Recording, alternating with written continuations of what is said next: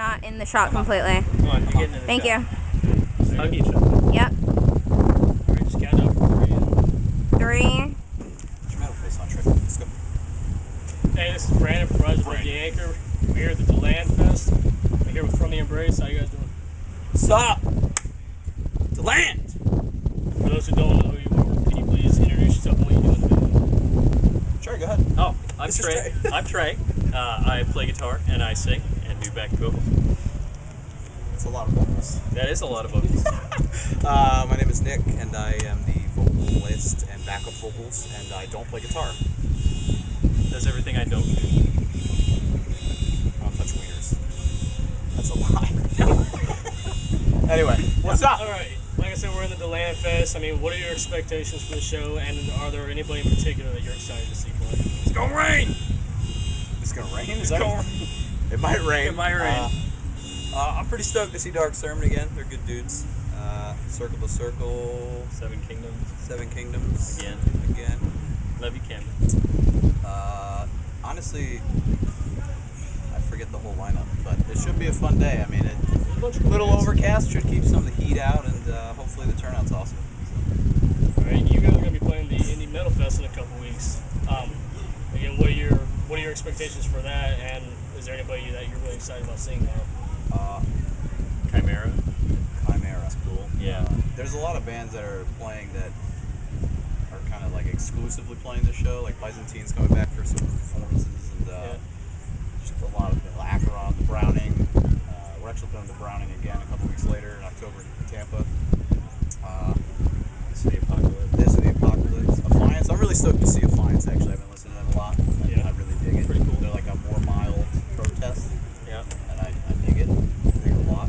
But Indie should be fun. There's a lot of tickets sold already. They're expecting like 1,100 as of now. So awesome. That should be cool. Alright, From the Embrace have been able to share the stage with such bands like Kingdom of Sorrow and Deicide. Like, do you prefer opening for bigger bands, or you like headlining smaller shows? Well, when we're home, I guess it's more beneficial to us to play bigger shows. On tour, it would be nice to play bigger shows as well, but obviously that doesn't always happen. On the road, we kind of set up our own shows to where we're the main band, and we get a lot of locals to help support the show, and then it usually works out in our favor, but sometimes it doesn't. Oklahoma City. Georgia likes us. Georgia, we have a good following in Georgia, and we love playing Georgia. Texas as well. We haven't been able to get out there in a while, so coming next year we'll be out there doing it hard. Right. How has From the Embrace been able to endure through the main lineup changes over the years? Luck, determination, stupidity. Honestly, I think everything happens for a reason, as shitty as it sounds or lame, but we've been very fortunate to have awesome members throughout the years. Sometimes they don't always work out, sometimes people just touring and that whole lifestyle is not working. Some people decide that it's not for them. That's fine. And, luckily, we all found each other. We just hit it off, and everything has been awesome the last couple months. We've gotten a lot done. And, it did kind of seem to just all fall into place, like at the right time, like with everything that happened with Wire Throne, losing some members and just trying to move ahead, and then here we go. Yeah, Dick threads. But we're actually having fun. Yeah, it's cool. I like it. Trey's never had fun in a band before. Yeah, no, it's a it was new hard for experience me too. It was hard because we found each other. This guy. Can we have a moment? Can we zoom in on this? Supple his breast. Okay. But yeah, it's just persistence, I guess, is the main thing. I mean, a lot of bands go through a couple lineup changes and they just call it quits. But I mean, you just have to be persistent. If this is what you want to do, you have to go balls to the wall and go in. Alright, for each of you, what's the best concert you've ever attended that you did not play? All of them. You can only pick one. oh, Best you've ever been to. Ever. ever. Wow. Man. Like a concert as a whole, or Yeah. like one band stole the show and made it awesome. Just Whatever. That's hard, man. Yeah. What do you think? I You go first. yeah. Because we just saw Flesh God the other night, and they Yeah, they were were awesome. That was pretty unbelievable. cool. Probably Camelot actually. I'd been a fan of them for years, and finally got to see them, and just the whole like theatrics of their stage performance and everything really was just completely on a different tier from a lot of musicians that I see. I mean, some people aren't into that. They think it's kind of hokey, but for what they're doing, that's probably the best show. What show was it that we went to? It was Bayside for me, but who was the headliner there? What was that? Yeah, it was Take It Back Sunday, that show in Janice down there in Bayside. Transitive? Yes. I remember that show. I went to that in Orlando. Bayside, unbelievable. I never saw them live, and I never really listened to them after, like before that, but seeing them live, I was just blown away, and as of right now, that's all I can remember that like really sticks out right now. So I'm gonna go with Bayside. Awesome. Yeah. What are some of your favorite music releases from this year? Narcissus' new album was pretty good.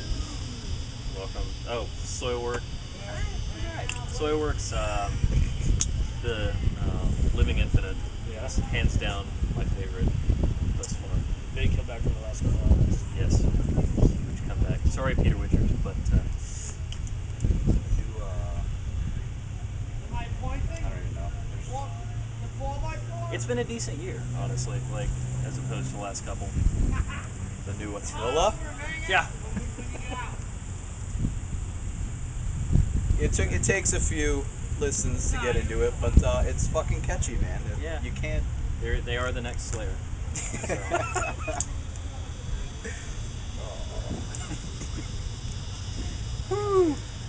All right, so Love you, Fran. There was an inside joke Yeah, there, yeah, but it's okay. so don't worry about it. No, we like they're good guys. Yeah, Franz is an awesome dude. He's actually on one of From the Embraces, the second EP that we put out, The Grind.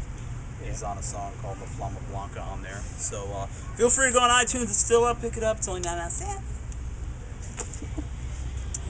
all right, after this month with Deland Fest and then Indie Metal Fest, like what's next for From the Embrace? Do you guys have any music or plans for new music? Or Yeah, we have label interests that we're still working with. It was actually really cool because Wire Throne had the label deal that we were doing, and we were just kind of like, well, we've got some lineup changes. We don't know if we're going to stay with the same name, and they're just like, yeah, cool, do whatever you want.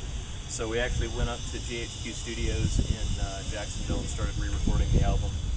We'll probably still have it mastered by Lee McKinney from Buenos Aires, and hopefully release that in November or December, and then just pushing the hell out of that. Yeah, that's the plan. And next year we had the Browning show, like I said earlier, in October, middle of October. We're doing a couple benefit shows throughout November because we're going on a full U.S. Canadian tour next year. Can't tell you anything more than that, but we got a lot of big things happening. So if everyone supports it and wants to see more, it's gonna happen. So. all right, well, thanks for taking the time to talk to us. This is Brandon from Rise Above the Acre here at Deland Fest. Fuck you, Tim. You gotta edit that out, right? No, we're putting that in. Oh. Are you kidding me?